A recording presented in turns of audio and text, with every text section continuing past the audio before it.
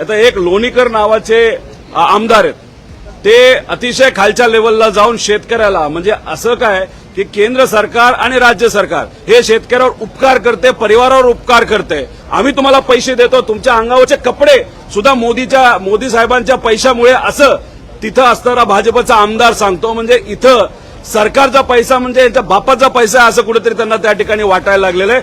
अतिशय खालच्या लेवलला जाऊन हे सर्व नेते आणि त्यांचे आमदार जे सत्तेत आहेत, अहंकार हा कुठेतरी त्यांच्या शब्दाच्या माध्यमातून तिथं दिसतोय आणि त्यांना असं वाटतंय की कदाचित ते निवडूनच येणार नव्हते, कसे आले हे कोणालाच माहित नाही. त्यामुळे यंदा इलेक्शन तसंच निघालं. प्रत्येक इलेक्शनमध्ये काही केलं, किती खालच्या लेवलला जाऊन बोललं तरी आपणच निवडून येऊ असा अहंकार हा त्या ठिकाणी सर्व नेत्यांच्या मनामध्ये आणि त्यांच्या वागण्यामध्ये आपल्या सर्वांना दिसायला लागलेला आहे.